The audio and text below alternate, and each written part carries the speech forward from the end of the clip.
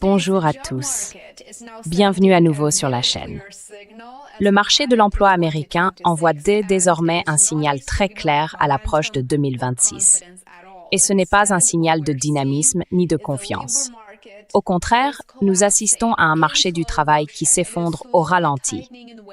Il se resserre de manière de plus en plus douloureuse pour les chercheurs d'emploi, et cela devrait être très préoccupant pour les décideurs politiques. Les données récentes du Bureau of Labor Statistics ont montré que le nombre d'offres d'emploi aux États-Unis est tombé à 7,1 millions, son niveau le plus bas depuis plus d'un an. C'est en fait une baisse par rapport aux 7,4 millions révisés à la baisse le mois précédent, et c'est en dessous de toutes les prévisions.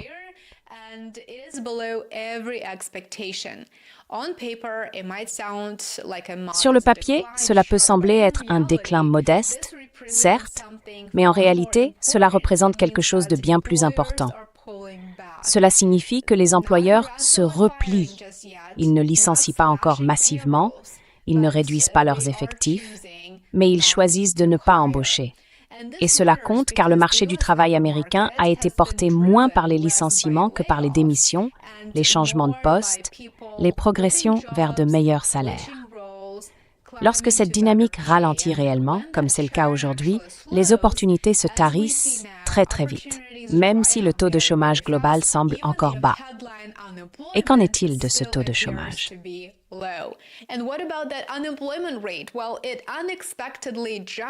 Eh bien, il est passé de façon inattendue à 4,6% en novembre, selon les données les plus récentes du BLS. C'est le niveau le plus élevé depuis la mi-2021. Historiquement parlant, 4,6% n'a rien de catastrophique, mais tout dépend du contexte. Cette hausse du chômage survient alors que les embauches ralentissent, que la croissance de l'emploi est faible et que la confiance s'effondre complètement. Cette combinaison à elle seule suffit à rendre les économistes très nerveux. Et elle devrait inquiéter tout le monde. Le taux d'embauche est retombé au niveau observé au début de la pandémie et dans la période qui a suivi la grande récession. En d'autres termes, les employeurs restent inactifs. Ils veulent réduire leurs coûts opérationnels et ne sont pas disposés à se développer, car l'incertitude est tout simplement trop grande.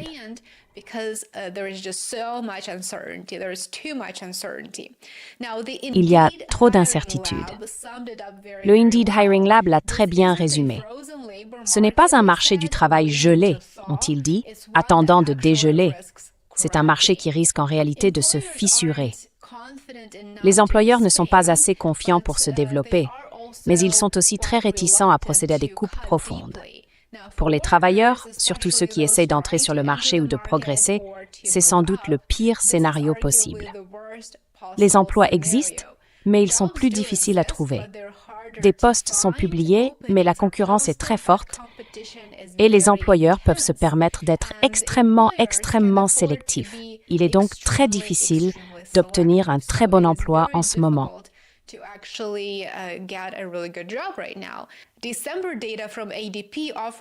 Les données de décembre publiées par ADP offrent très peu de répit.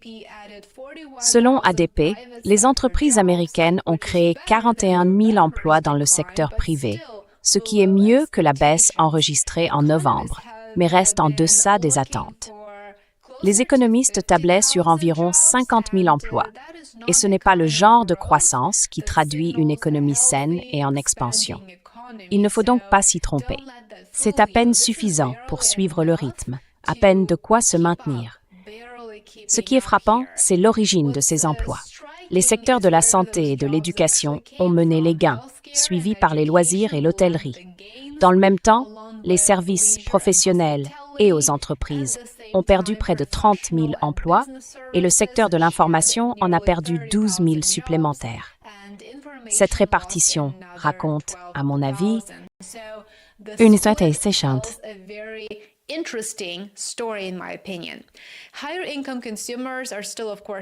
Les consommateurs à revenus élevés continuent bien sûr de dépenser. Ils dépensent dans les soins de santé et c'est exactement ce que montrent ces données. Elles nous indiquent que ceux qui en ont les moyens continuent de dépenser.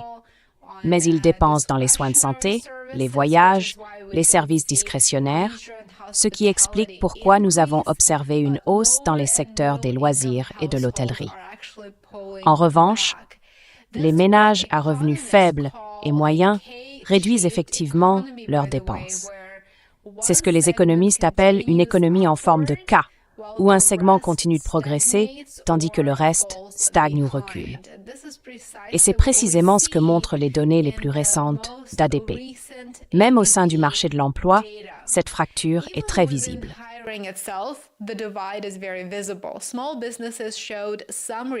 Les petites entreprises ont montré des signes de reprise en décembre, inversant les pertes enregistrées en novembre. En revanche, les grands employeurs ont ralenti. Et c'est important, car les grandes entreprises sont généralement celles qui assurent la stabilité, les avantages sociaux et la croissance des carrières à long terme. Lorsqu'elles suspendent leurs embauches, comme c'est le cas actuellement, les effets d'entraînement se font sentir plus longtemps. La Réserve fédérale suit sans aucun doute tout cela de très près, je suppose, et semble de plus en plus inquiète à en juger par ses récentes déclarations. La semaine dernière encore, la Fed prévoyait que le chômage atteindrait un pic de 4,5% cette année, avant de diminuer légèrement d'ici la fin de 2026. Et ce que nous constatons aujourd'hui, c'est que la prévision de la semaine dernière est déjà dépassée.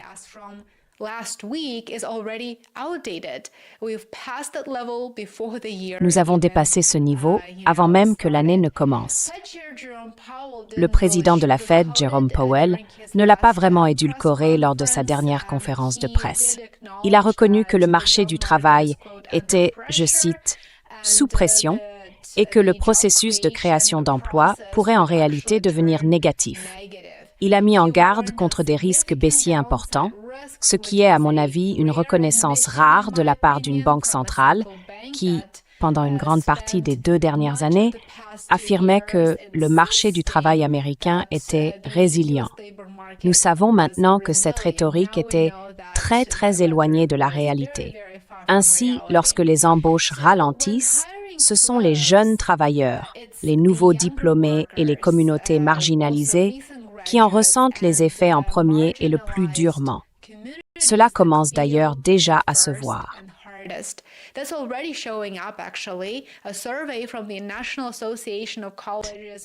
Une enquête de la National Association of Colleges and Employers a révélé que plus de la moitié des employeurs jugent le marché du travail pour les diplômés de 2026 comme médiocre ou passable, soit à peu près la même perspective qu'ils avaient au plus fort de la pandémie.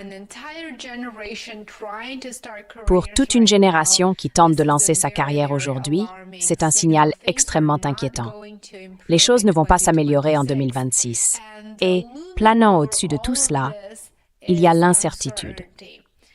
Nous faisons face à des politiques tarifaires, à des changements en matière d'immigration et à des risques géopolitiques qui s'intensifient dès les premiers jours de 2026. Et bien sûr, il y a les effets persistants de la fermeture du gouvernement qui a retardé la publication de données essentielles. Tout cela rend la planification plus difficile pour les entreprises, comme avec les décisions de politique monétaire que la Réserve fédérale doit prendre.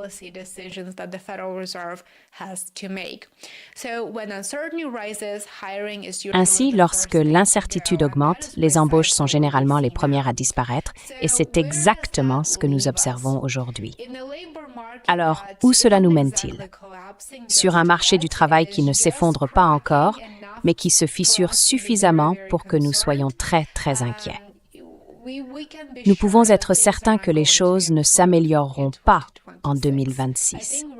Je pense que nous commençons tout juste à voir l'ensemble se défaire. Le nouveau rapport sur l'emploi de décembre, qui sera publié plus tard cette semaine, offrira un nouvel instantané, mais la tendance est déjà très claire. Le marché du travail américain ralentit. La tendance est devenue évidente, et à moins que les embauches ne reprennent, ce qui serait très surprenant, le ralentissement risque de marquer toute l'année 2026. Pour les travailleurs, Cela signifie une concurrence plus rude et moins d'opportunités de progression.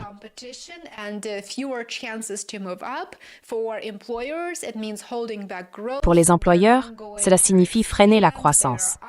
Ils ne vont pas se développer. Ils sont peu susceptibles d'investir dans l'expansion ou dans de nouvelles embauches. Et pour l'économie dans son ensemble, cela représente un équilibre extrêmement fragile. Un petit choc pourrait faire pencher la balance. Ce n'est plus une question de savoir si le marché du travail est fort ou faible, à mon avis. Il s'agit plutôt de savoir s'il peut réellement retrouver de l'élan. Restez à l'écoute, je vous tiendrai informé ici sur YouTube, ainsi que sur mon Substack et mon Patreon. Merci beaucoup de regarder comme toujours, soutenez mon travail, j'apprécie sincèrement chacun d'entre vous qui êtes devenu abonné payant. Merci infiniment pour votre soutien, passez une excellente journée et on se retrouve ici demain. À bientôt.